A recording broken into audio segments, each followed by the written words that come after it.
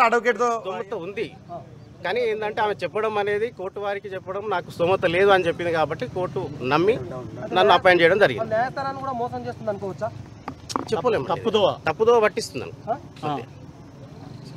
Sir ఏ జైలుకి ఇప్పుడు ఏ jail sir పంపించింది? పోలీసు వారిని కంది జైలుకు పంపిస్తారు. ఇక్కడ నుంచి అయితే కోర్టు కోర్టు నుంచి ఏ కేసు అయినా కంది జైలుకు. రైట్. ఈ కేసుకు సంబంధించి అఘోరి నాకు ఆ కేసు స్తోమత లేదని చెప్తాను. ఒక్క నిమిషం. కేసు మోకిల్లా పోలీస్ స్టేషన్లో నమోదైంది. మొత్తం 6 సెక్షన్ల కింద పోలీసులు కేసు నమోదు. ఈ 6 సెక్షన్లో 10 ఏళ్లకు పైగా సెక్షన్స్ ఏమైనా ఉన్నాయా?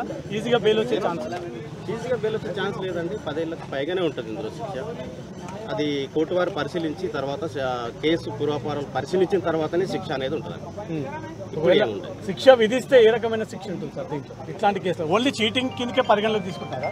కానీ దాంట్లో పోలీసులు మెన్షన్ చేసిన ఎఫ్ఐఆర్లో కత్తి చూపించింది, గన్ను చూపించింది, నన్ను బంధించింది, లోపల నన్ను బలవంతంగా 5 లక్షలు నా అకౌంట్లోకి వేసుకుంది అనేది కొన్ని స్ట్రాంగ్ గ్రౌండ్స్ ఉన్నటువంటి సెక్షన్స్ పెట్టారు. సెక్షన్లు అనేది అన్ని కోర్టు వారు పరిశీలించిన తర్వాతనే శిక్ష ఉంటుందండి. కేసు ట్రయల్ కావాలి, ట్రయల్ అయిన తర్వాతనే శిక్ష అయింది అనేది వేరే వాళ్ళు తీసుకుంటున్నారు.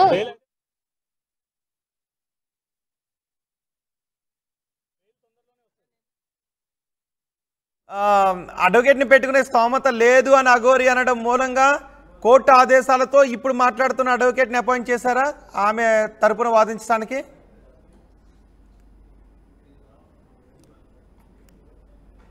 శిల్ప,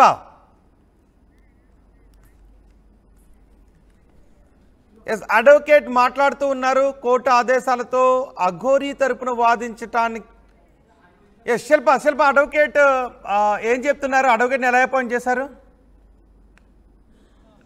రైట్, అడ్వకేట్ అఘోరి తరపున వాదించినటువంటి అడ్వకేట్ ఉన్నారు. అసలు ఏం జరిగింది, కోర్టులో ఏ సెక్షన్ల కింద కేసు నమోదైంది, మీరు వాదిస్తున్నారు, వాదించడానికి గల కారణాలు ఏంటి, అఘోరి మిమ్మల్ని అపాయింట్ చేసుకుంది ఏ విధంగా ఏంటి? ఇప్పుడు వాదించడం అనేది ఏం లేదండి. కేవలం 14 రోజుల జ్యుడిషియల్ కస్టడీకే విధించారు. కేసు అనేది తర్వాత పూర్వపరాలు పరిశీలించి కేసు వాదించాలా లేదా అనేది జరుగుతుంది. ఇప్పుడు నేను ఏంటంటే లీగల్ ఎయిడ్ కౌన్సిల్ కాబట్టి కోర్టు తరఫున అడ్వకేట్ పెట్టుకునే స్తోమత లేని వారికి కోర్టు నన్ను అపాయింట్ చేయడం జరిగింది. అంతే, అంతకు మించి ఇంకా ఏం జరగదు. కోర్టు వారికి తెలియదు కదండి. కోర్టుని తప్పుదోవ పట్టిస్తుంది. ఆమెకు విలువైన కార్లో తిరుగుతుంది, మొత్తం విలువైన వస్తువులు ఐఫోన్ తో సహా వాడుతుంది. అలాంటి స్తోమత లేదని ఏ విధంగా చెప్తుంది? అవన్నీ మేము చూడలేం కదండి. కోర్టు చెప్పిందే నమ్ముతుంది. కోర్టుకు పరిశీలన ఎంచాలంటే నిజాలు కావాలి. ట్రయల్లో అది డిసైడ్ అవుతుంది. ఏ కేసుల కింద కేసు నమోదైంది అది ఇంకేం చూడలేదండి. కేవలం రిమాండ్ విధించారు. తర్వాత మేము చూసి పరిశీలించిన తర్వాత తెలుస్తుంది.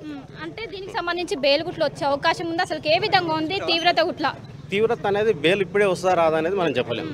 బెయిల్ ఫైల్ చేసిన తర్వాత కౌంటర్ ఉంటుంది, పీపీ ఆర్గ్యుమెంట్ ఉంటుంది, ఇవన్నీ ఉంటాయండి. అఘోరి తరపున మనస్ఫూర్తిగా అఘోరిని నిర్దోషిగా నిరూపించే వాదన వినిపించబోతున్నారా? ఒక్కసారి అడ్వకేట్ని అడగండి. వేరే వాళ్ళని పెట్టుకునే అవకాశం ఉంటుంది.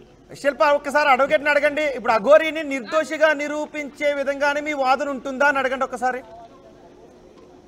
అంటే ఇప్పుడు అఘోరిని నిర్దోషిగా నిరూపించే వాదన ఉంటుందా? ఏ విధంగా వెళ్ళబోతుంది? నిర్దోషిగా నిరూపించేది ఏమి ఉండదండి. కేవలము ఇప్పుడు బెయిల్ వరకే ఉంటుంది. ట్రయల్ అనేది ఇక్కడ జరగదు. ట్రయల్ ఎక్కడ జరిగితే అక్కడ ఉంటుంది.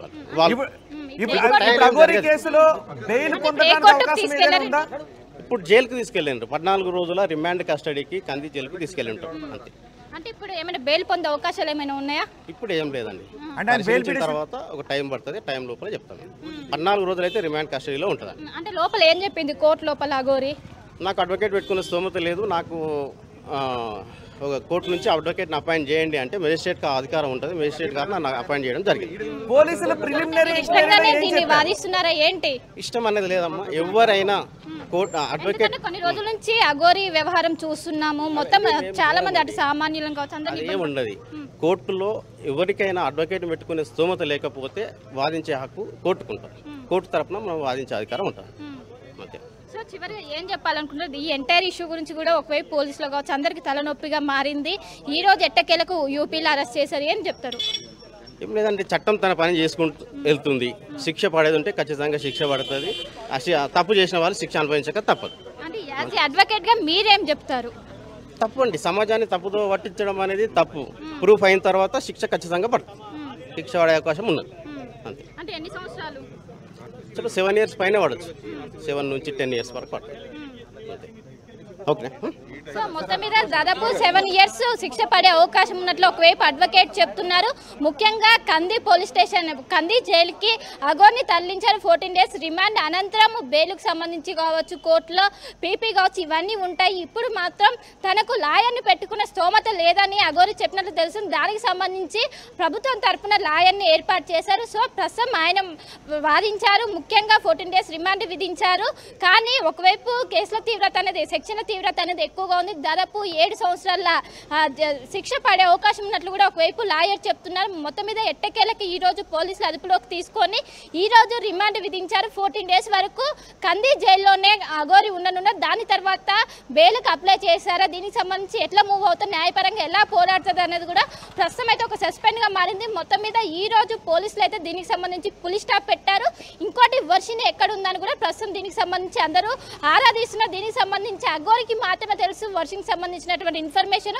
సో అగోరికి వర్షికి సంబంధించినటువంటి ఇన్ఫర్మేషన్ ఇప్పుడే అటు తల్లిదండ్రులు కావచ్చు, ఇటు అందరూ కూడా పెద్ద ఎత్తున ఆవేదన వ్యక్తం చేసిన తనని ఎక్కడ ఉన్నారని కూడా ప్రస్తుతం తనపైన ఆరాధిస్తున్న పరిస్థితి అయితే మనకు ఓరల్గా కనిపిస్తుంది. సో ఇప్పటికే కోర్టు నుండి కంది జైలుకి అయితే అగోర్ని తరలించారు. 14 days రిమాండ్ విధించారు. రోహిత్.